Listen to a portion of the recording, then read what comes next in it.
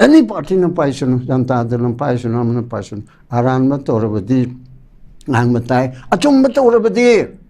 Prosagi satisfaction the Torabadi, thanks. Sarkar was Hogalena, Sarkar, absolutely, Hanging Hido. Apobatorabadi, good, Patabatorabadi, bad. Aduna, Rosalakуда, as I get spokesperson, Congress key, that's why I Ichanapi Saldana challenge Amatore, the better Oxena, Moisu, Megatoniki on behalf of Maniare, Toro. Questioner citizen, my mamma, Colin Santiago, my invite Toro. The mam speaker or get Zazu, I get target. My am not target. Taraga, I couldn't comfortable letter me, I will go. Mana slide kappa had a manu, they am Toramia, but when a consider so. Other Suyang again. The Congressional Carmine yet pa and the Shang again to Congress Mayoktan and BJP and Carmine yet pa Hibido. Party President, should I know and talk with the Avanate? President, and Yaubiro, MLA Ohum. Some the MLA Ohum Yauro, BJP Ohum Yauro, Nang Bahiba, other party general secretary Amam Hapsilo, not a one Amam. Pramanico, Sumani Mari Manga Toraga, Minitara Piraga. GM Holdera, Aduga, Kariaba Cinema, Yetoriba, Sigi Holdera, Kraidonoma, Taurega, Debate to Tonero, Conan Santigue, Equa, the commentator, Mamchi, Targa, Yanga, Kaburgi, intern, electronic, Musum Premier, that Maya, Machimi, Cham Chani Chom Chama, interested person, ma'am, Taraga, Yanga Seba, at the BJP na. About the wiki praman people, I'm the Mayam satisfied or do good. Congressman, I'm about you good. I need to thank the law. Canoni democracy in a. Was it I do a Masala, the Tagaling Bamule? I go in a moito, we told the Anapana, so Yenasine. High city democratic cano the Yokat Paneaba. Mazay going to tag a Kadamnaba, invite with them neaba. What party na? Torga, I wait, I should the Hirakera. Natraga Sanar citizens in the Hirakera, Karami Kalade, invite Torga Kochumanamta Togege, no in a Karamuta, Kanuto Biu, Hiroba, Tabuto and Tokna, but Tochi, and Tangi, Panganga, but to Torano,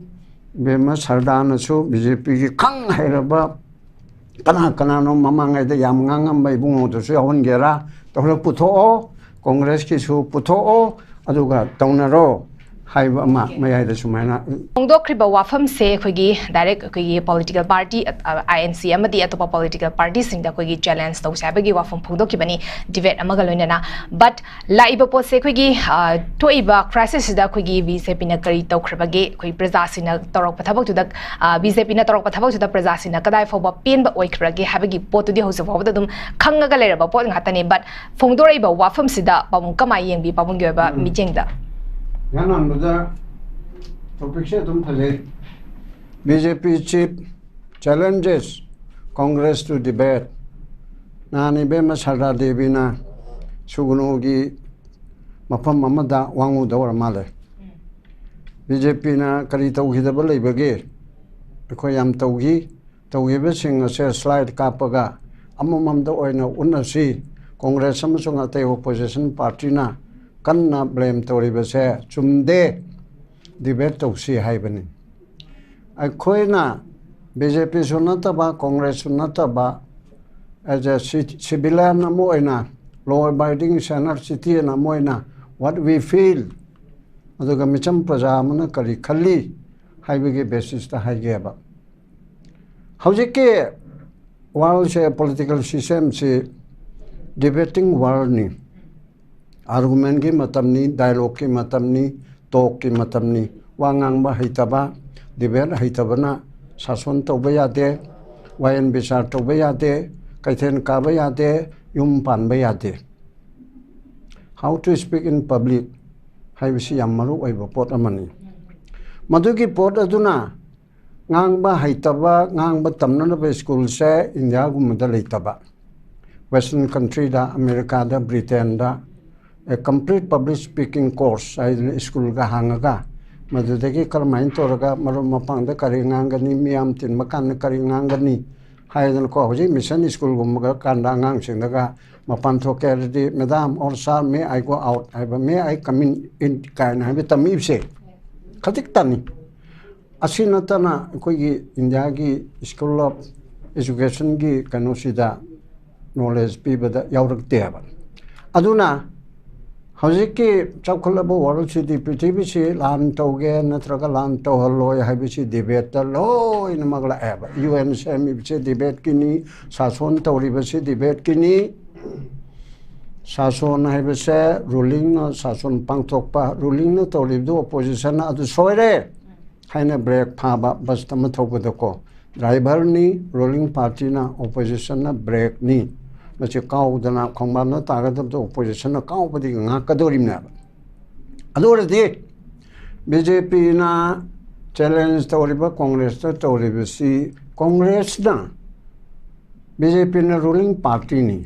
BJP Congress ना opposition नि BJP के ruling party सिना करी तौग्रबगे हाइबसी अखोइना हंगदोरिमनि debate तको अदुगा कांग्रेस ना opposition Moina करी तौग्रबगे अब कांग्रेस ने मैं चार्ज तौगदोरीबी माना अफब ओपोजिशन ओरबदी चही अनी की था अनी की शासन पैदना तौरमीब खोलमीबसे तहुंदब याब्रा अद सोनबगी गमखिदबगी वारा ओपोजिशन की दोषु याम लेब बीजेपी गवर्नमेंट फेल ओहनगरीबा लॉ एंड ऑर्डर कंट्रोल चुब ngमगिदरीबा टोटल फेलार लेरिबसे ओपोजिशन ना सोनबदगिरा माने anyhow mayang masiga loina people gal mamang de Kejriwal na opposition han ma kun pan nang ka bada ha ba ai sarkar paira roi majority leite moina pai bedu adu da ai sem gani nang ni opposition ni nang na kai do ri bai da ai gi praja mayam se asiga tan na ga ai mang thar ga tawni ha adu pai ba opposition gi role se adu na ba आई सरकार जो उपाय लेते लेगद्रो माई केंद्र की मी प्रजा लिंग कुंथ्रा represent तौरीम नत्रो मागी party मी लाख खर रिप्रेजेंट तौरीम नत्रो मयाम हौदना मखन मखन की बेंगोल ने ममता बनर्जी कारक्तना चही तरा तरामगा चिमी से ओपोजिशन लंबीद थोक्तना लाउदना खोंदना सोरक में तौरपदी ओइरिम नत्रो ए गुड ओपोजिशनर ओइबदिगी लाइमनाबा अदुना हौजिक यांगसी बीजेपी की शासन है तारे मोइनदी वारोगद्रा बीजेपी की वानते कांग्रेस न ओरमबसु शासन पाइबा हाइबसे शासन पाइबना करी तौवी करी तौदे हाइबसे अखोइगी नैनापम थोकपनि मसे अखोइगी राइट नि अदुना लेपाक की मणिपुर दा मे कुलहुमदोय मे अहुमदगिना होजि पाउबा चही अनिग था निरोम फारा अबसिदा करी करी तौग्रे अमसुंग करी करी तौदे नेगेटिव इम्पैक्ट न करी करी तौरे यान अनबदा येंगसेको खैतंग पार्टिकुलरली आई अदु हाइबन नते बीजेपी न शासन तौबो मतमदा 3 मे 2023 देगी ना होजिक फाउबदा मी चन्नी को हुंफु हापदा थिंगिद्रे चन्नी हुंफु हेले मी लिसिंग हुंफु मयुम मकै लेहंद्रे अदुदगी मी कुंथ्रा निपु हेना मिसिंग मांगिबा मिसिंग पर्सन ओइना लेगरे युम लिसिंग तरुक तरे लोम मई चाखरे मची जाति अमतगे नते को कम्युनिटी अनिमकी वोट मेते अनुकुकी अदुदगी human right violation fundamental right article 14 article 19 article 20 21 22 25 26 religion के यावरगा अच्छी सीधा राइट टू इक्वालिटी लेते freedom of speech and expression लेते अदगी राइट टू फ्री मूवमेंट अगी लमदा स्क्वायर किलोमीटर लिसिंग कुनिथोय के चौम कुंतरेट पाक चौबसीदा अगी चुरचानपुरदा अगी कांगपोकपेदा अगी मोरेदा बेगे मणिपुरी सिटीजन इंडियन सिटीजन मोइना चटप याद्रे सामान्य कुकी कम्युनिटी की अचुम तब पाम लेरमगनी फतब तब खरना फलंद्रगा मोइसु लाप याद्रे अदोरदी मसी कनागी मोरदैनो कनागी साप्तगिनो कनाना तौबिगिनो कनाना थिंगदबनो कुकी अंगाओ फै खरना हाइबनिको लोइनमक नते लमेन तो हेन कुकी टेररिस्ट खरना अकाइब पीरगा ꯃꯩꯇꯩ ꯄꯣꯄꯨꯂꯦꯁꯟꯗ ꯂꯥꯟꯗꯥꯔꯒ ꯃꯗꯨꯒꯤ ꯃꯩꯇꯩꯅꯁꯨ ꯍꯟꯗꯕ ꯌꯥꯗꯗꯅ ꯄ꯭ꯔꯥꯏꯚꯦꯠ ꯗꯤꯐꯦꯟꯁꯀꯤꯗꯃꯛꯇ ꯇꯧꯔꯦꯔꯒ ꯅꯣꯏ ꯑꯅꯤ ꯈꯠꯅꯖꯕꯅꯤ ꯍꯥꯏꯔꯒ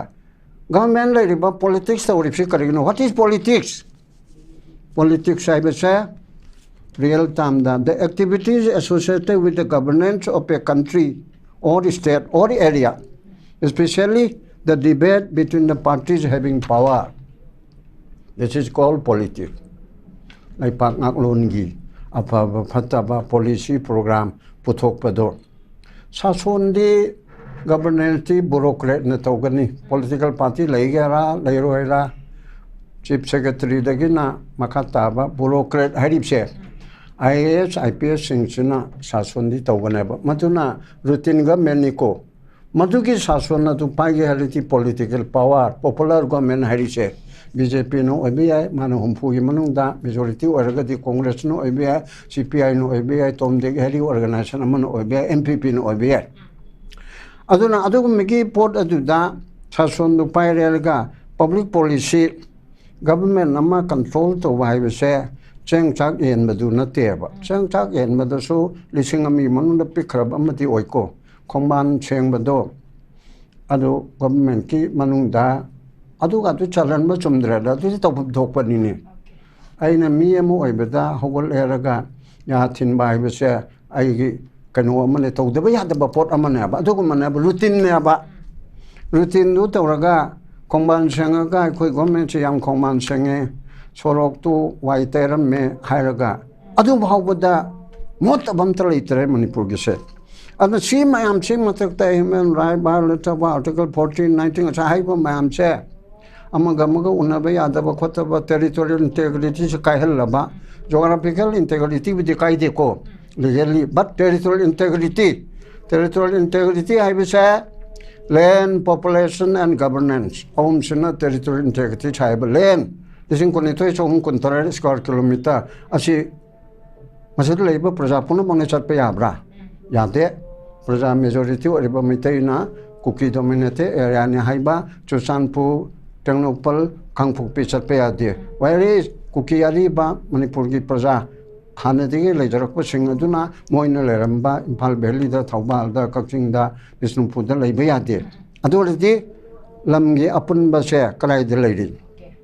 अनिसुबदा पॉपुलेशन हारिबा पॉपुलेशन तंखाय मन मफम अदु दा ताबा यादरदि पॉपुलेशन लाख 13 से चपचाना एन्जॉय तौरिब्रा सिम तौद्रे अहुमसुबदा गवर्नेंस हानगी पॉपुलर गवर्नमेंट लेरंबा दुदा चुचानपु टेक्नोपल कांगफुपिदि यौबा ngambra चुमी DC office lay SP office lay adudi lay na hairaga so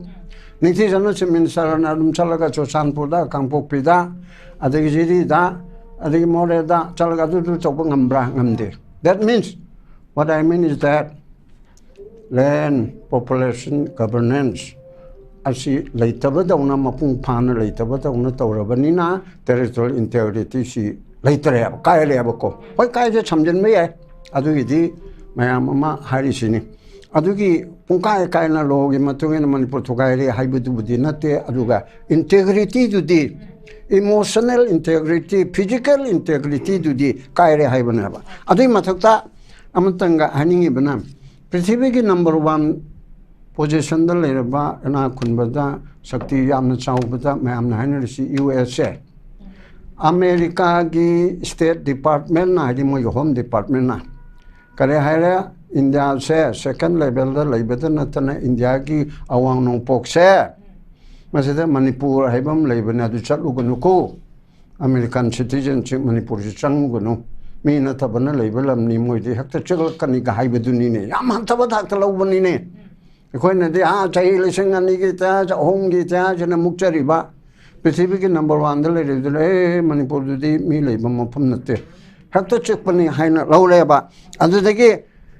India की सुप्रीम कोर्ट की highest court of the land की अदुंबा जज अमा जस्टिस एंड कोटेसोर अदु मिते मसा ओइरु हाइबी दमता मागी मरमदम सुसानपुर दुदा चटपा याहंद्रेम सुप्रीम कोर्ट की विचार तवदर विचारपति मको विचारपति हाईएस्ट कोर्ट की ओइबसे याद्रेम नेबा अदुदगी वाल ताबिदा नंगे मणिपुर हन थारग चटकनु हाइदना कनोदा रिपोर्ट पे लेपी दो हाई कोर्ट केस पेंडिंग लेरी हाइदना तौरीम ने अब अदोरदी सिगुम्बा हौजिक मसिगे ओइरिबा फोल मैम से कनाना ओइहली असी पुनमक्से गवर्नमेंट तौफम थोक्तबरा लानाय मीना तौगदबरा अखोना पॉलिटिक्स के अर्थ येंबदा कॉन्स्टिट्यूशन येंबदा प्रजा नुंगाय हनबा वेलफेयर स्टेट ओइनबा directive principle of state policy part 4 दाको कॉन्स्टिट्यूशन ऑफ इंडिया की पार्ट 4 दा यावरिबा directive principle of state policy हैबसे मतौकर माइनो गवर्नमेंट तो गवर्नेंस तौगदगे हाइबदुनेबा अदुगा वर्ल्ड बैंक की डेफिनेशन द गवर्नेंस है पीरिबदुगा अन directive principle of state policy द वेलफेयर स्टेट ओहेंगदबनी नुपीगी आंगांगे राइट पेगदबनी लाइरबगे अदु तौगदबनी लेगे लेट पेगदबनी हाइना लेरिबा मैम से मदुना प्रिंसिपल म ओइरगा मदुमना लो मक्तना तबा प्रिंसिपल म ओइरगा मदुई मखाद लो से मगा अंगांगसिंग करमनो प्रोटेक्ट तौगनी वुमेन मु करमाइन प्रोटेक्ट तौगनी वेलफेयर स्टेट म रखनाबा ह्यूमन राइट नांगनाबा करम लो सेमगनी अदुगा प्रजा लेपाक मैम छि नुंगाय हनबा लोइन ओदगानबा करि तौगनी हाबिसे अदुतर लोइना लाकदुरिनाबा हारिबा मैम से चही अनिसिदा लेब्रा लेतब्रा हाइबसिना अखोइना क्वेश्चन तौबा याबा देन अनि सुबदा अमतंगा हारमगे कांग्रेसना being an opposition हाइरिबा मैम सिदा कायागे मतिक लाउरे खर खर हाई रूलिंग पार्टी ना लाहौट पने हेली अखोना खनबदा कांग्रेस ना नोइदि सोइरे ने नेशन क्लास मतंग चाइसलुबदा रूलिंग दगी मंत्री याउना एमएलए याउना चीफ स्पोक्स पर्सन याउना कलांग उन धर्म महिजले है अदा खुमक नमदे अजे बीजेपी ना दे अस कांग्रेस ना कोई याम ये लिगान अखोई मितदी उदेब सा मनुंग द 10% यौदेबा अइगो ओनने को कांग्रेस ना बेंग एन ऑपोजिशन तौरिबसे ममांगै द कम्युनिस्ट सिंग ना तौरंबा अदुगा जोति अखोई कनो ना ममता बनर्जी ना बेंगल दा ऑपोजिशन ओन तौरंबा तमिलनाडु दा डीएमके ना ऑपोजिशन मोइन तौरंबा अरु डीएमके तौरिबा हारिबा मयाम दुगे लेवल दे यमरकंदा मणिपुर की कांग्रेस पार्टी ना ऑपोजिशन मोइन लाउफम थोपदो मधु यौदेबा याम कन कन होजिक खरको एमपी बिमोल यस इंडिविजुअल लेना माथागनी even ngachai gi duda amaga haigena leipak si gi mp oiribamna magi jaga phobok chau haibra adu da chatke ana bahwa chatpa ya handrabu oirabane loireba masi puna magse amuk congress na madura ngangdriba saktriba du moment tawdriba madura laudriba khongdriba lo ko ta chatrib si karigino hai mama sai chumaina thamninge okay kogi matam da pan ba kogi lengak tuna matam da thok pa issue sing se kogi matam chana resolve to no phone basi tangai fede duga hojik leri ba situation sida kogi opposition na mo ina congress ke side gi so kogi he na kan na kogi lohoni ba role sing lohoni ba gi wafam dani pang na phone to pi base koi oza jakiran so habi ki ba kogi idv gi matang da panbi ki masida ina kogi state president na phone to ki ba wafam khak koi lokhachara ba kogi idp singi matang sida kogi hai ki base kogi masama kogi vcp state president masamak idp singi mafam singda koi relief camp singda hakting na chala kana hogi be tawba ya ba thabak sing left na chathari amadi atopa state singda kogi vcp na lengak pai ba state ki fa ba koi mating lawra kanda kogi internally displaced person sing si kogi tawba ya ba thabak sing si fa da left na chathari ha ba wafam kasu tami ba si kadai fa ba kogi thaza ba yai or tauba koina mamang da social media da ubudi uzakre but koigi phongdore ba wafam sa huje koigi social media da koi ngang bagi masi ngang bana yaroi koi facebook da upload tauba khakna yaroi koi masamak se hakting na chatla kanda koi ground reality da koigi thabak se tawri ha ba wafam phongdoi ba mung kamai thamini social media natraga print and electronic media asina mingshel ni ruling party na kari tawi opposition na kari tawi party na tabasing na CSO na kari tawi discussion award nainari basing na kari tawi haibase media gi kothang da loina makhanga dabni media da leitaba media na khangdaba pot adudi aisu ayam tawri na for the last say ani tha ni sida ai mu tawba leite na aina claim tawge na kaino da adu aina phongdok tabani aini tawgibu mayam duga slide kap ke haibuga chamman edro adu na te ba point di hojek lairiba sida IDP da mateng pang bai bududi puna mangna pangbam thoktro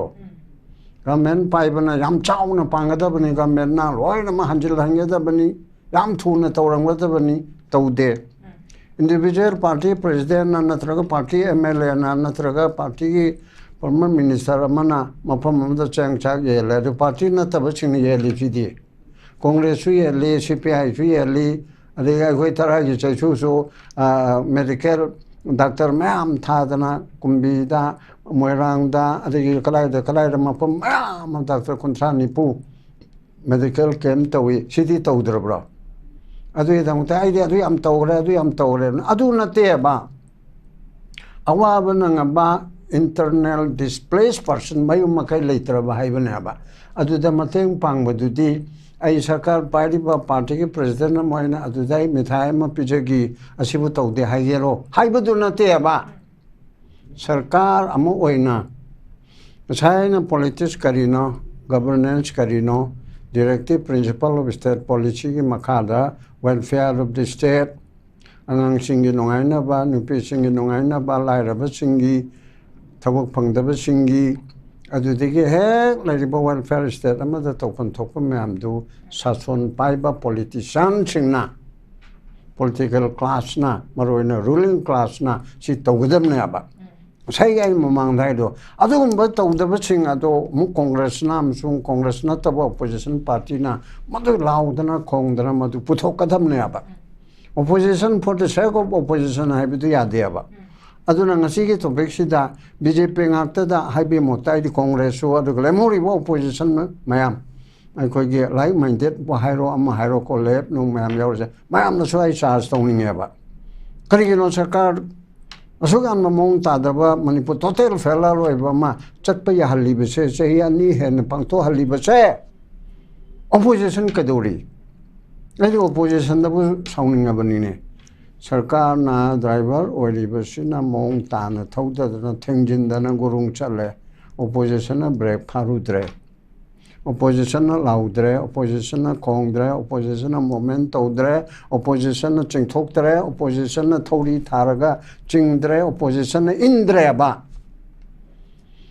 opposition ki role je somdadi mayam praja sing malakta chu khangda ba kharana right dol masen hunam baidu congress ki di opposition ki di yam kamna haigedam ni ne mono jik tawri chi cha man opposition na moi bi ki cha manungda 5% yobana te ne hekta haudana mayam huptana tawgadam natro ai nga chai ga hai khale mamta banarjina opposition oi matamda jyoti basuna opposition oi matamda dmk no oi matamda kana no kejriwal na opposition oi bakanda nitish kumar na opposition oi bakanda kari tawi jay prakash narayan na opposition oi beda congress led government ke mayokta mana bihar da kaidawi total change ga haidana total revolution ga in tawdro ase opposition ki role hi am chawe ba ruling na moin tawna ko de kaise upay lite dana ase opposition ma am phulaga hunger strike tor si ribo chala helni to rodna congress mle mangana adudi yadabro adudi government se samjago saraga legadro praja ma am tumine legadro noin tawda de ni hain thor kana ba aduna amu chong jai ka men no piro pod themu thangni shakespeare ko bamna moi bjp masel khanaraga Mateke kuki ga kanabani hanu uhliba se chumde masichu chummeba BJP gi minister ani MLA tare minister ani yauraga ko moi besogat pa mamuga moi tara kuki gi budi oiraga su aduna manipur thugai na bega chauba plot ama oyaba me dagi hobado me train thoida BJP gi ruling party matamdu gi biren led government gi Mantri Oiriba Ani, let Pau have keep, Nemsa keep gain. Mantri Anise, Manipur Sarkargi, ML Mantri Tran Togi Manunda, Mantri Anisi Kaya percent no, 16%, percent Tarataruk Neba. Sami Manunda Taratarukti Kuki in Sason Payaba. Aduki MLA Humpugi Manunda Kuki in Tara Kayaba, Tara Sisu, Sami Manunda Taratruk Heleba. As in the 16% of a government, 16% of a legislative assembly, as a controlled by the cookie. Adu tawudu chum de hibernate ko. Highly about 16% of the BJP government gi asina Manipur Thugaini and a pong na high ever. Adigi 16% of the legislature asina pong na Thugaini na high ever. Adu da BJP party na kari ekin lokot pageba. Adu di si Congress na to libra. Adu so Congress na to lib na high मोई ओने दिको पुनः मगा से हाँ सू से कांग्रेस ने तोरमु चोक चलुने कांग्रेस ने सू 2005 तगी 2008 तगी तौरे ने अरु करी काइगे जय करने शांति नाइ होई पैसा तेंग होनो तो है जुन अमनी को 2005 2008 तगी तौरे स्टेट गवर्नमेंट यावरे कांग्रेस की सेंटर यावरे स्टेट यावरे असिन तौरगा लाए लाखपति इरांग का थोखी कई तौगी प्रजा हाथ पे यावब्रा सिपाही के लुमई क्लब न यावब्रा सब्जेक्ट टू करेक्शन यावगी दब माले कदाई देगी ते यावरे 2023 की मे अहुम की नुंथन पुंग अमगी अदवाई देगी दी चुचानपुर दा अचुमना रैली तौबा कनुगी शेड्यूल टाइप के मायोक तौबदो डेमोक्रेटिक मूवमेंट दो अदुदी याय नागा सु यावरमी नागा हंदो करे पुंग बारो हेलपदा अदि मोय आते तौरगा सुगी मायम कुमथरक्तना खुलाई पायरग यालगा चले मधु अना हाइजन नते वीडियो रिकॉर्डिंग ने साखीनी डीसी के एसपी के एक्शन लौकते केस लेरिब्रा तौरीमनेबा अदो अदुगुमगे लेरिब पोट अदो हाना से कांग्रेस ना हाइरगा बदि फबने अना हाइबिब तारनी हाइबना रियलिटी दुनिको अदुगी मपानदगी मी चंगे अदुदिगा अदुना सारे सुदा चेयरमैन ओरा दा तौरे दु तौरे अदु खंगदि लौथोक्तरिदि करिगिनो बीजेपी गवर्नमेंट लौथोक्तरिदि करिगिनो मसै निपान छोरे सेंटर दना चै तरागा माथोय निथोय चंगे असे लौथोक्तरिदि करिगी गवर्नमेंट सिदि सुम चथब पोटनी अदुना अदुगुमगी पोट अमा लेबनिना कांग्रेस वाइना कंखतपगी नते आइसु चैरि थिन मोय नोइना ngangadab sakadab yaude ngangde movement taude हाइदना हारि सुनेबा अदुना बीजेपी की होजिके लेरिबा पोट असिदि कनाने हेली हेंदे हाइबा पोटुमा लेजरोको को नरेंद्र मोदी ना लोसिनगेसी पुंगमदा अनिदा नोंगमदा यादबरा माना इतततन सो हाइरे को हंजन जन सो हाइगे बीजेपी के एमएलए कुंधा तरे बहुत कुकी लमेंटो हेनबने हाइबा नतबसिंग पुला तेलिदा कोबदा मोय कॉन्ट्रैक्ट सिला ओइदरा चिमतंग खनजिने आइदि नरेंद्र मोदी को नवा लौते गायना कुकी लमेन एमएलए मिनिस्टर सिंह दुना तोकद्रा मेते नागा सिंह तोकद्रा आई थाजते प्राइम मिनिस्टर ना कौरे नाइदे प्राइम मिनिस्टर से अखोइना अखोगी फजना तौबिदे हाइबि के criticism पीबदुना अमनिको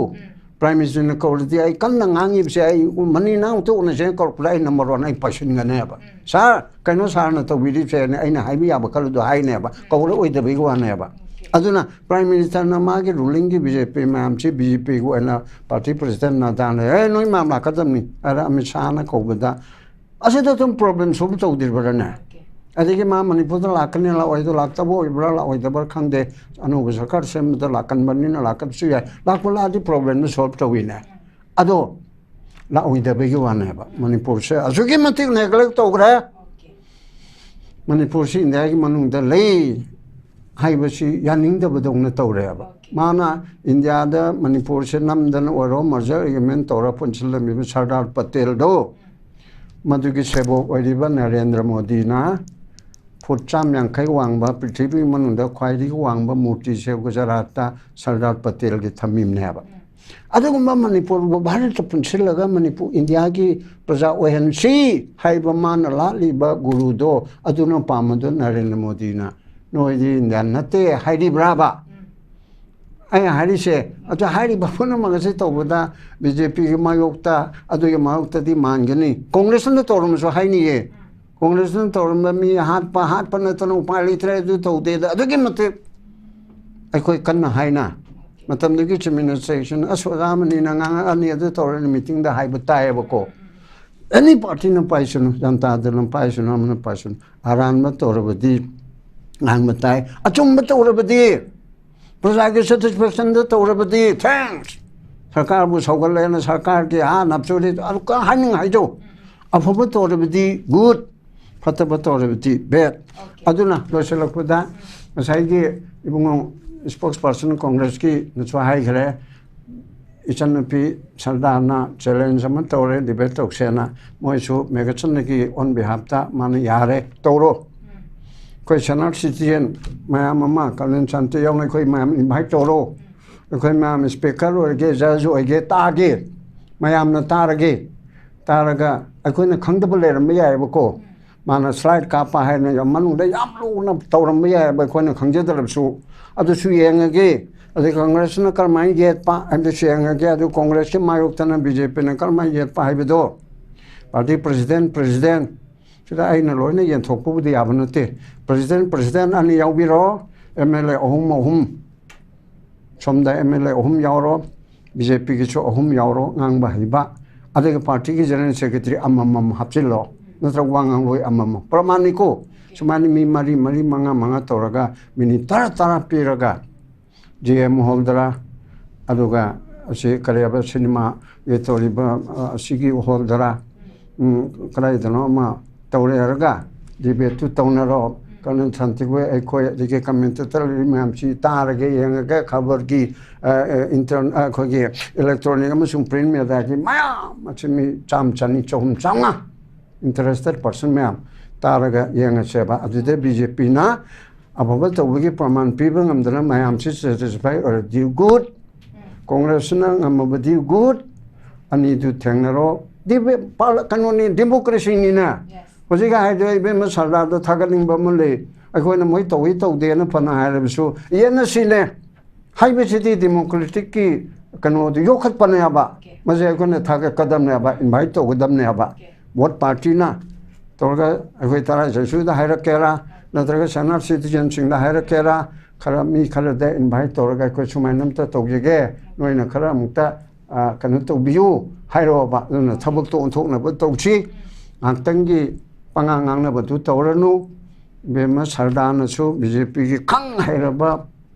kana no mamangai da yam ngangam bai bungo to su yawan gera tawla putho congress ki su putho aduga tawnaro haiba ma mayai da sumaina thamlingi okay kogi party ani magna kogi challenge se tobiro kogi debate challenge accept tora kana kogi debate se tobiro duga kogi lairi ba koi praja singna kogi kanana kari tori bano habese koi khangna bagi tanja do koi lawra ga ba phom dre pamona thabire sei